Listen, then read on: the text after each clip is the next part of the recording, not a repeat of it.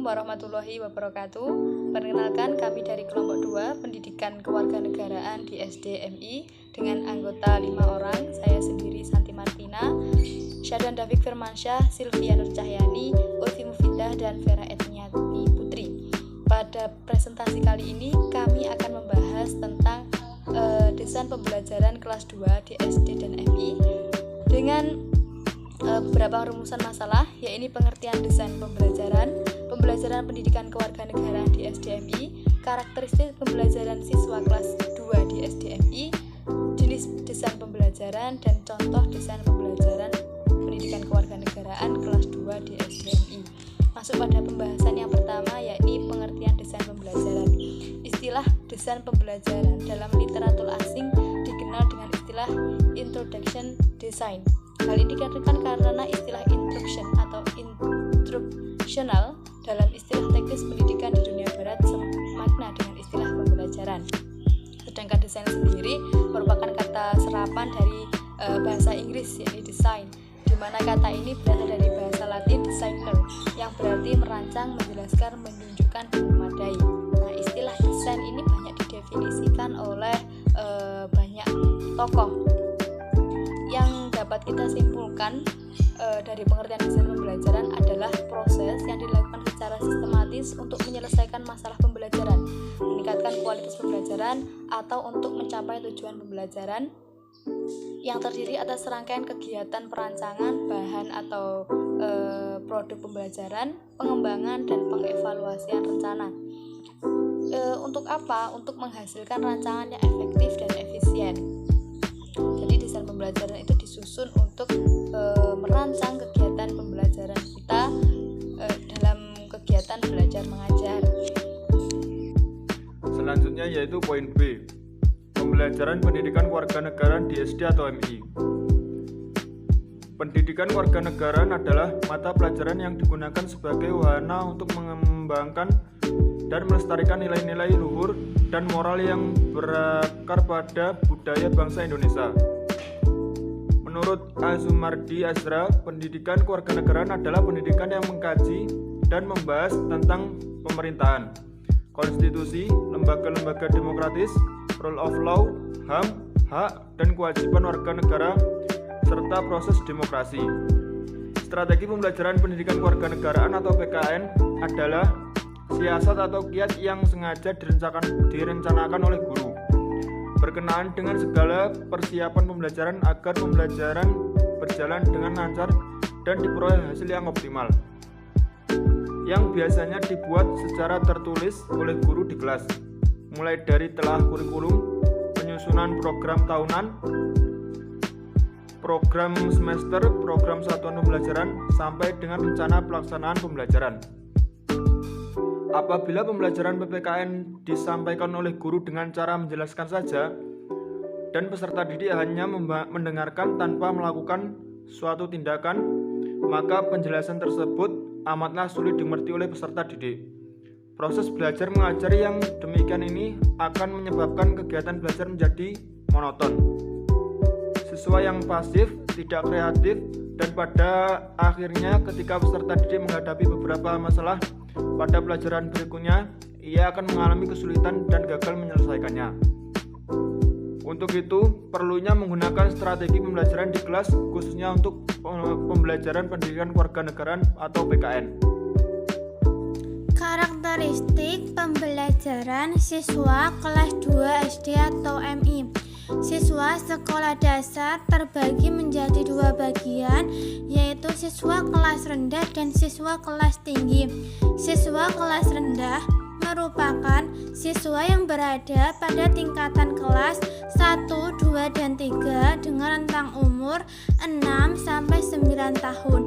Sedangkan untuk kelas tinggi yaitu siswa yang berada pada tingkatan kelas 4, 5, dan 6 dengan rentang umur 9 sampai 13 tahun.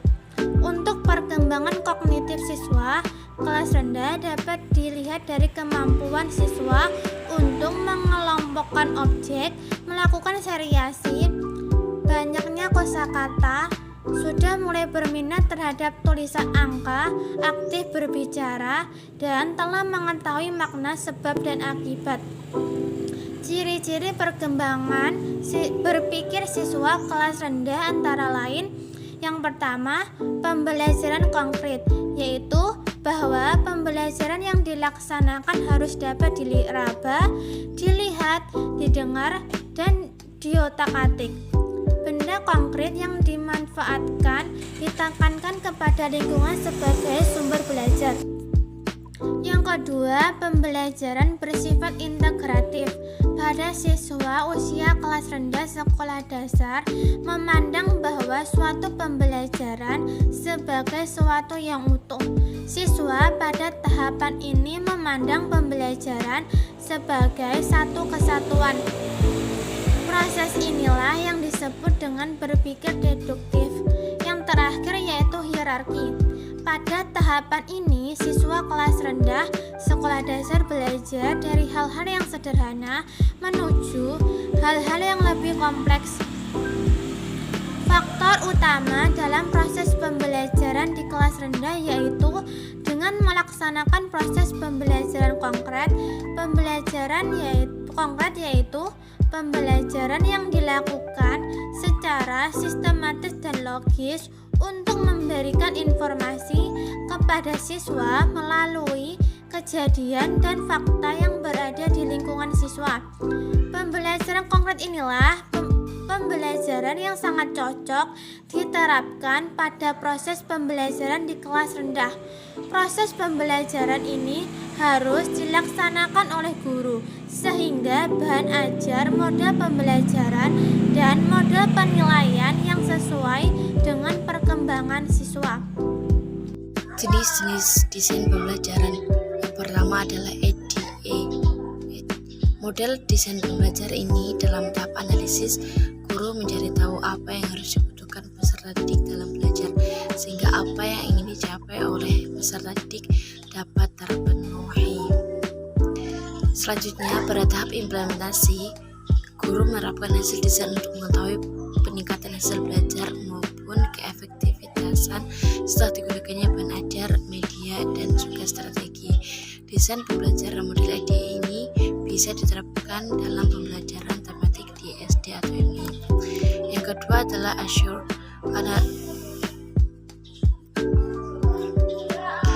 Model ini lebih memfokuskan penggunaan media dalam pembelajaran.